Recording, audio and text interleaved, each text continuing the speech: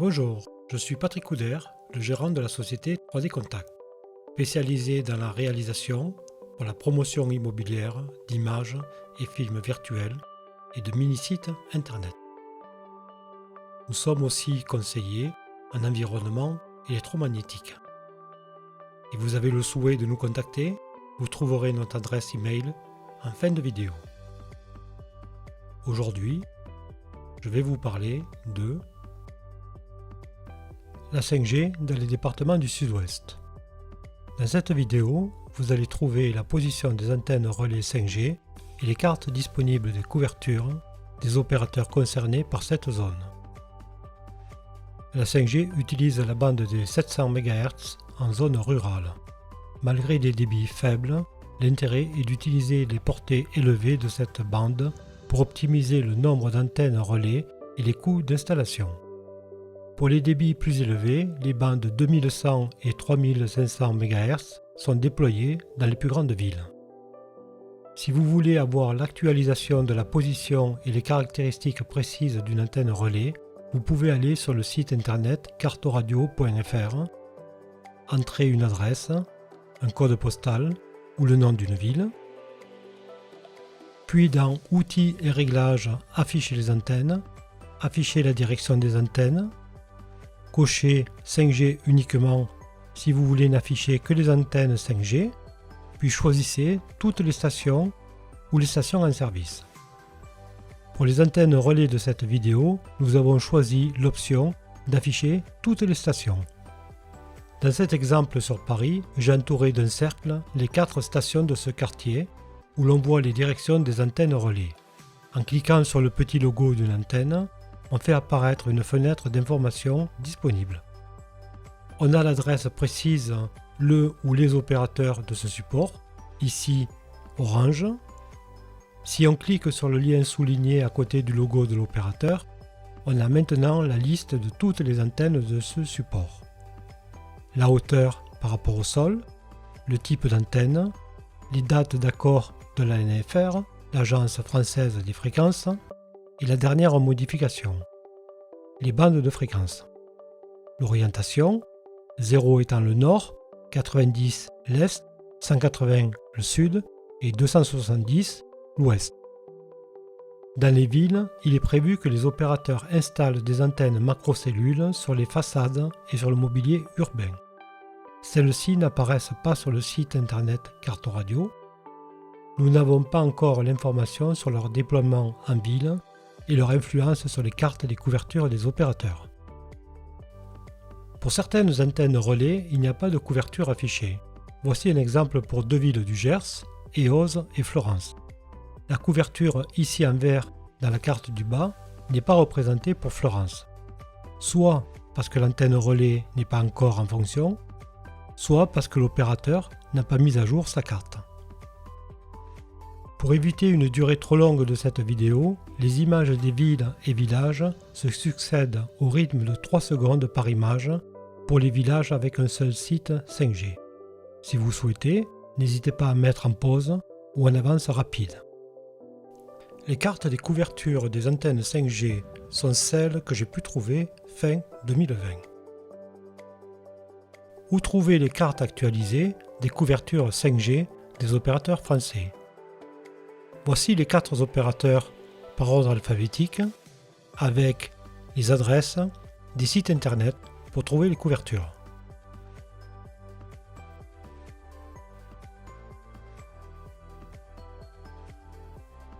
En fin de vidéo, je vous donnerai mon avis sur ce que vous pouvez faire si vous êtes préoccupé par la position d'une antenne relais.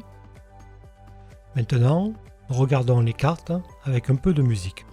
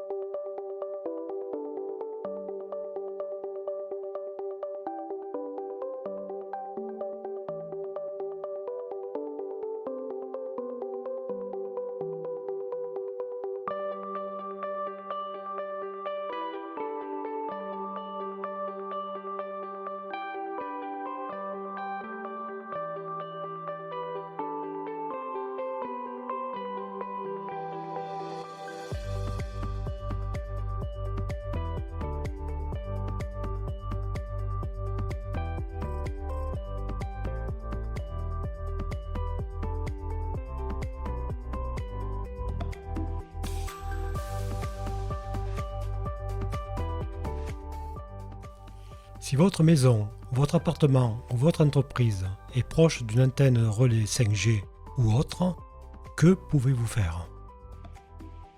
Dans ce tableau, nous allons voir 5 solutions possibles. À mon avis, de la plus mauvaise à la meilleure. Elles peuvent avoir un coût immédiat important pour la première, astronomique pour la quatrième, faible pour la cinquième et nul pour la deuxième et la troisième. Pour le coût à long terme, les 2 premières sont mauvaises et la quatrième est incertaine. Réfléchissez quelques secondes, quelles sont les solutions possibles?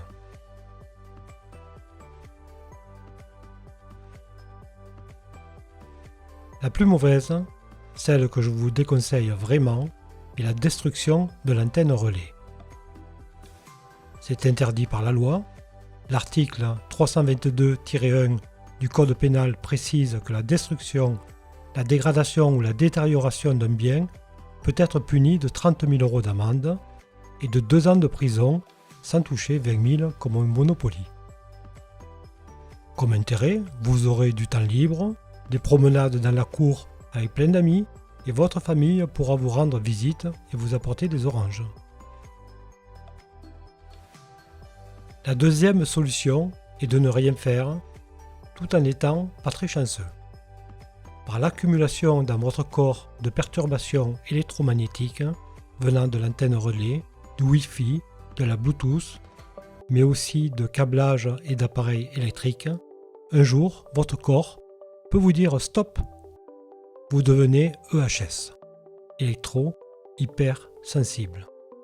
Voici quelques symptômes: acouphènes, mal de tête, rougeur, tachycardie, perte de mémoire, difficulté à trouver ses mots.